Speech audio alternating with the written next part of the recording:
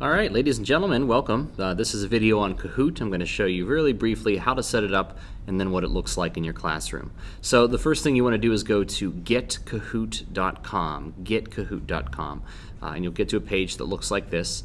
If you go to the top right, you'll want to sign up for free, and you'll get to this page. It'll ask you if you're a teacher or a student, as well as some personal information.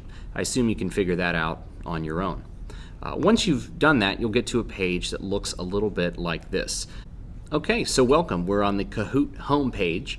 It's pretty simple. You have your stats on the right. You're not going to get to those just yet. You have your Kahoots that you've made in the past up top, and then you have three options in the middle. Discussion and survey are two options I think you probably want to skip. They work a little bit better with Socrative, another site out there. So what you want to stick with is quiz. You're going to click the quiz button, and it's going to ask you to name it. So let's say I want to do a quiz on The Hobbit, because I'm going to test the students to see if they read the night before. Once you do that, it takes you to the editing page.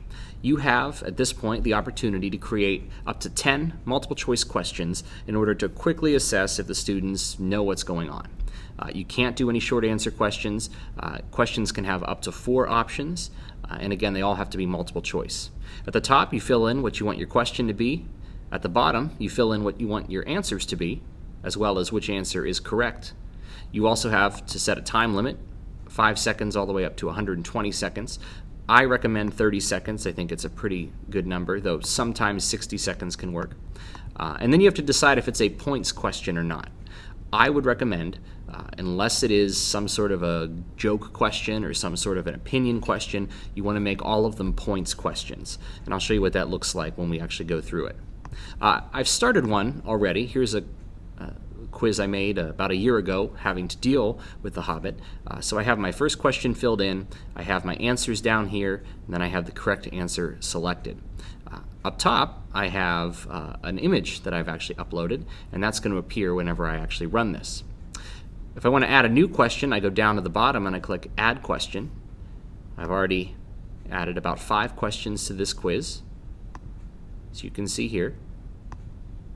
And you can always go in later and change them if you want. Whenever you're done, you click Save and Continue. When you're done, you go here. It'll show you what the question is, how many choices the students have, how long they have to answer it, and you can choose to move them around if you really want to. Usually I just leave them as is. I click Save and Continue, and it'll ask me a few things to wrap it up. A brief description, how difficult you feel it is, who it's for. I always just say school. I hit Save and Continue one more time. It asks me for a background image. You can skip this part if you want to. And then finally, you are done. When you're done, it gives you the option to play now. This is really what I want to show you today in the video. What does Kahoot look like when it's actually playing? Well, here we go. I'll hit play now, and what's going to happen is on my screen. Okay, so here we go. This page has a number of options below. You can take a look at those if you want to. I usually just leave them as is. I go ahead and click Launch, and what's going to happen is after it thinks for a couple seconds, it's going to post your game PIN number. You are going to project this on your projector in your room. So it'll say join Kahoot.it with the game PIN number. Now if you look on the side here, I actually have my phone queued up to Kahoot.it, and we have my PIN number put in, 385749. I hit enter on my phone. It'll ask me for my name, and you'll notice the name shows up on the front as well. Now as the teacher, if you see anything inappropriate pop up, you can always delete them. Ideally, you'll get a bunch of students that participate, but I only have myself in this example, so I'm going to go ahead and click Start. What's going to happen is on the front screen, it's going to count down, and it's going to give the question. Now if you look at the phone, you'll see that the phone counts down as well. On the main screen on the projector, we have the question as well as my 4 options, and all of a sudden my phone turns into the controller. So the students have the controller in front of them, and they select which answer they want. So for example, this one, I'll click the diamond, and because I was the only participant, it immediately stopped the question, but if there were more students, they'd have the full 20 seconds. If you look at my phone, it says I got the answer correct, but I didn't get 1,000 points. I didn't get the full amount. I only got in this case just a few. And the reason is because I didn't answer immediately. The way Kahoot works, you get points for answering correctly, but you also get points for answering quickly. So it sort of becomes a competition. The students want to get the answer right, but they also want to get it right first. And it balances out over a period of time. So if I move on to the next one, I see that I'm in first place. And all of the students will be able to see what place they're in, who's ahead of them, who's behind them. We have question number 2, which riddle allows Bilbo to escape and win the game? I know the answer to that one right away. Boom. And again, I have a few more points there. Let me show you what happens if the student gets the answer wrong. How did Gandalf and the dwarves escape the wargs? Let's say that I don't know this. I hit the red triangle. It tells me I'm wrong. So in that case, I get 0 points. Now, I'm still in first place because I'm not playing against anybody. Where do the elves live? Let's say they live in Dale. Oops, again, I got that one wrong. No points for me.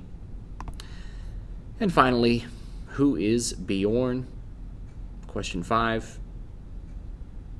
And I will say he is the skin changer.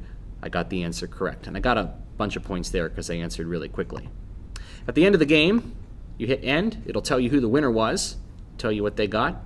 And then you click feedback and results. And here students have a chance to rate how well they think the Kahoot was put together. They can say they really liked it. They can say they learned something. They can say they would recommend it. They can say they're feeling happy or sad. So here are my responses. And then when you click final result at the end, this is really important, you want to click save results. And what it'll do is ask you, do you want to save these results to your Google Drive or do you want to download them as an Excel document?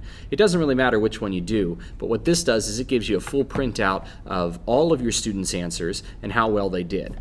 This is a formative assessment, so you probably don't want to turn this into a grade, and that's what makes it fun, but it does give you a look how many students missed, how many students got them correct, and you can really see the gaps. And of course, you can also see the students that just didn't do any reading. So I'll click download, and it sends a copy of the Excel sheet to my download drive.